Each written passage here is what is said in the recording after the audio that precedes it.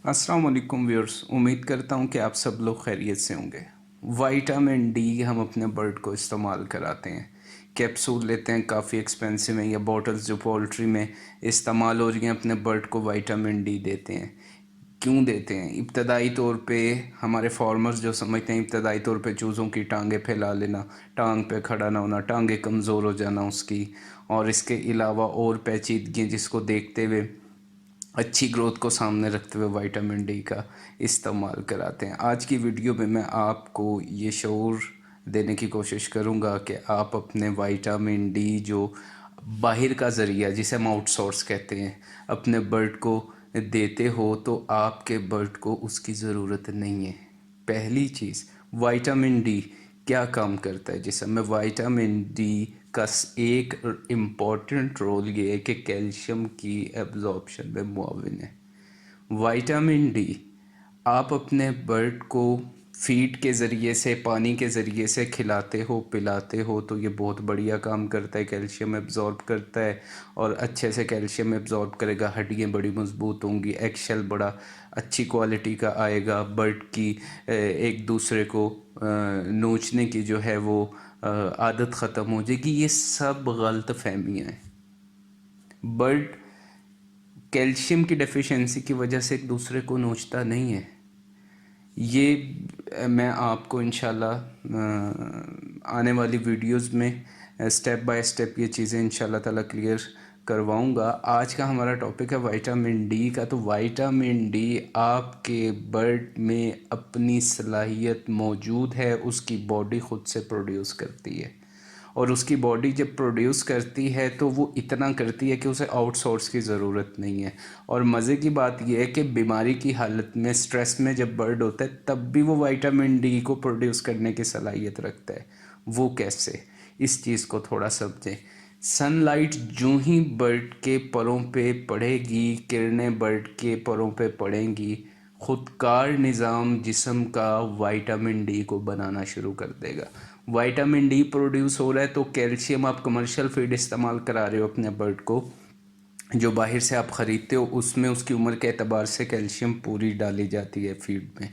अंडे देने वाली मुर्गी की है या चूज़ों की है या जो भी आप इस्तेमाल करा रहे हो उसमें कैल्शियम कुछ थोड़ी बहुत वेरिएशन अगर उसके अंदर है भी है तो जो कैल्शियम है वो अच्छे से बॉडी में एब्जॉर्ब हो जाए।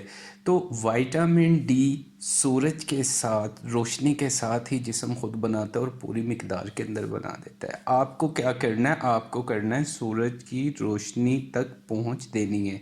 अब पहुंच कैसे देनी है इसको थोड़ा सा समझ लो। गर्मी का मौसम है, शेड का रुख शर्कन गरबन यानी कि मगरिब से मशरिक़ की तरफ जो कहा जाता है रखने को, उसमें ख़ुदकार ये चीज़ है कि जब गर्मी का मौसम होगा तो सूरज जब तलू होता है तो आपके दाएं जानिब से शेड के अंदर उसकी किरणें दाखिल होती हैं, और जब उसमें जूं जूं वो चलता है आगे की जानिब अपना सफ़र शुरू करता है तो गर्माइश पैदा होने के साथ साथ धूप में वो छत के ऊपर की जानिब चलता है। गर्मी में धूप शेड के अंदर नहीं आती। हाँ, उसकी सिमत गलत है तो फिर वो बर्ड के लिए सारा दिन मसले खड़े करता है। अब जब सर्दी का मौसम होगा तो इसमें जब धूप में शिद्दत आ जाती है, थोड़ी गर्माइश आ जाती है, तो ये पूरी तरह शेड को कवर करता है, शेड में अंदर रोशनी जाती है, आपके बर्ड पे जूं ही पड़ेगी वो हो जाएगी। फ्री रेंज फार्मिंग के अंदर ये सबसे एक प्लस पॉइंट है कि जब आप दिन में बर्ड को बाहर निकालते हो, और फ़ायदों के साथ साथ सबसे बड़ा फ़ायदा ये है कि विटामिन डी अच्छे से प्रोड्यूस करती है बॉडी। जब विटामिन डी उसने ले लिया तो आपको आउटसोर्स से पैसे ज़ाया करने की ज़रूरत नहीं। मैं आपको ये ज़रूर बताऊंगा कि जो ऑयल बेस आपके विटामिन या जो आप दूसरी दवाएं पानी के ज़रिए से अपने बर्ड को देते हो तो बर्ड तक पहुंचती क्यों नहीं है, ये मैं इंशाल्लाह ताला इसकी आपको एक प्रैक्टिकल करके बताऊंगा ताकि आप लोगों को समझ आए। तो आपने विटामिन डी अगर अपने बर्ड का प्रोड्यूस करा दिया, कैल्शियम जो उसके बैग में मौजूद है वो अच्छे से बर्ड को मिल गई, तो एगशेल का मसला आपका हल हो गया। एगशेल आपका जो वीक आ रहा है या एगशेल में उसमें वो कहें कि कमज़ोरी है, लचक है, वो आपकी दूर होगी। इसके साथ साथ बर्ड की हड्डियां मजबूत होंगी।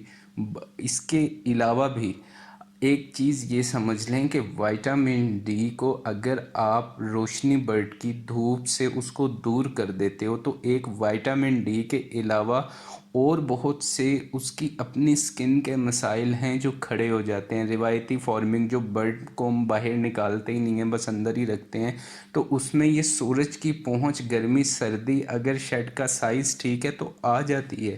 اور چھوٹا چوزا جس کو ہم بالکل ہی بند کر دیتے ہیں اپنے پردے وردے سب چیزیں لگا کے کہ اندر ہوا کا گزر نہ ہو, اس کو بند کر دیتے ہیں کہ اگر باہر سے ہوا آ گئی یا روشنی آ گئی تو چوزا بیمار ہو جائے گا.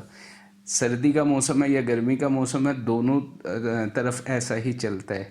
آپ اس چیز کو سمجھو کہ ڈے اولڈ چوزا ہے یا وہ بڑی مرغی ہے, سورج کے ٹائم پہ جو اس کی اپنی حرارت ہے جس کو چوزا برداشت کر سکتا ہے, یعنی اگر گرمی ہے تو زیادہ شدید دھوپ نہ ہو جو چوزے پہ پڑے, اور اگر سردی کا موسم ہے تو جب اس میں اچھی گرمی آ جائے, جو ہم انسان بھی باہر دھوپ کو لیا کرتے ہیں بیٹھ کے. اور اسی طرح اگر آپ اپنے چوزے کو ابتدائی دن میں دو گے تو اس کا بہت زبردست چوزے پہ اچھا اثر آنے والا ہے. تو ہمیں آؤٹ سورس سے کے بجائے دھیان دینا ہے اس چیز پہ کہ ہم دھوپ کو ممکن بنائیں. دھوپ کو ممکن بنا دیا, وائٹامن ڈی دے دیا آپ نے, یہ آپ کی کیلشیم کا مسئلہ حل ہو گیا. ہاں اگر آپ خود سے فیڈ تیار کر رہے ہو, چند غذائیں چند اجناس لے کے آپ نے غذا تیار کر لی, گندم باجرہ مکئی کچھ تھوڑا تھوڑا لے کے کر لیا, اسے ہم بولتے ہیں بیلنس ڈائٹ. اس میں نہ کیلشیم پورا ہے, نہ اس کے اندر انرجی پوری ہے, نہ اس میں سی پی پورا ہے, اس کو ان بیلنس ڈائٹ بولتے ہیں. میجورٹی ہمارے گھریلو سطح پہ یہ کراتی ہے استعمال. تو اس میں تو مسئلہ ہی اور ہے کہ آپ کیلشیم اس کو پورا اس کی ضرورت کے مطابق دے ہی نہیں رہے. اب دھوپ دو یا آپ اسے باہر سے آؤٹ سورس دو وائٹامن کا, اس میں تو کوئی خاص فائدہ ہونے والا نہیں.